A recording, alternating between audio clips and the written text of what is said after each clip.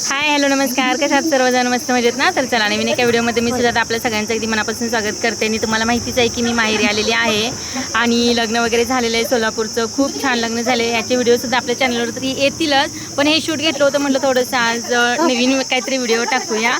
तर सगळी कपडे वगैरे होती ना लग्नात घातलेली, साड्या आहेत ते म्हटलं सगळं धुवून वगैरे स्वच्छ ठेवूया आज. आणि हे काम नेहमी वहिनींचं असतं कपडे वगैरे धुवायचं. मी कधीच कपडे धुत नाही, पहिल्यांदाच मी इथं माहेरी आल्यानंतर कपडे धुते, कारण त्या कधीच मला कपड्यांना हात लावून देत नव्हत्या. आणि भरपूर कपडे वगैरे पण होती, आईचं आवरायचं चाललेलं तोपर्यंत म्हटलं मी जे काही आहे ना तर ते करून घेते. आणि वहिनी तिथे राहिलेल्या आहेत सोरडीमध्ये, कारण त्यांची बहीण पण तिथे आहे. म्हटलं राहा 4 दिवस निवांत, आता आपण माहेरी येतो म्हटल्यानंतर त्यांना सुद्धा राहायला पाहिजे ना. मग म्हटलं 4 दिवस राहावं. त्यांना पण येता जाता येत नाही कुठं जास्त, शेती असल्यामुळं मग शेतात जाणं येणं होतं. मग सकाळी सकाळी म्हटलं वहिनी आता नाही येत म्हटल्यानंतर आपण कपडे धुवून घेऊया आईचं. तर आईचा स्वयंपाक वगैरे पण झाला आणि त्याच्यानंतर मी आणि आईनी सगळे कपडे धुवून टाकले. आणि अर्धा पाऊण तासामध्ये तिथं सुकली सुद्धा बघा सगळे कपडे.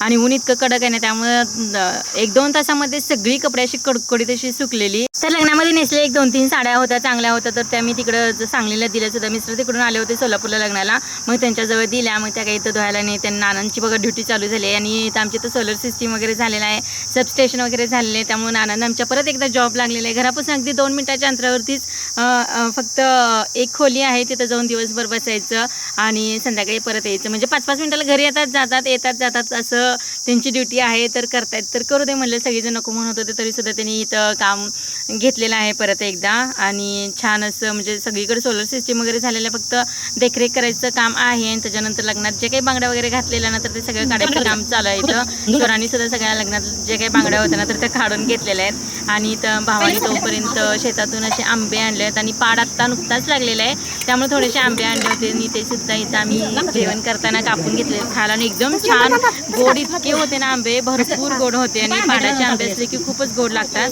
भरपूर आंबे आहेत, झाडे आहेत, पण शेतात गेल्यानंतर तिकडचे व्हिडिओ टाकेलच मी. आणि इथं पाड आंबा, नंतर जेवण बिवण पापड बिपड काय काय आईने केलं होतं सगळं, तर जेवायला घेतात. तर इकडे गावाकडच्या जेवणाला इतकी छान टेस्ट असते ना, अगदी आमटी जरी केली ना तरी ती टेस्टला लागते, मस्त लागते. मग आईने तर मटकीची भाजी आमटी वगैरे केलेली, दोडक्याची आमटी वगैरे केलेली. छान असं आम्ही सगळ्यांनी जेवण वगैरे करून घेतलं. आणि पाड्याचे आंबे होते ना तर ते छान असे गोड होते.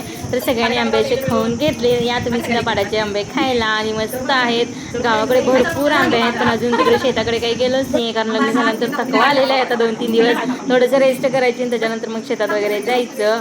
तर सगळेजण जेवण वगैरे करून आंबे खायला घेतलेले आहेत. तर हा होता आजचा व्हिडिओ. तुम्हाला कसा वाटला नक्कीच कमेंटमध्ये सांगा. आणि आता जे काही लग्नाचे व्हिडिओ आहेत ना तर ते सुद्धा नक्कीच पाहायला विसरू नका, खूप छान व्हिडिओ झालेले आहेत. आणि इथं 2-3 तासामध्ये सगळे कपडे सुकले, घड्या वगैरे घालून ठेवल्या. मग आमचं काम फिनिश. चला बाय.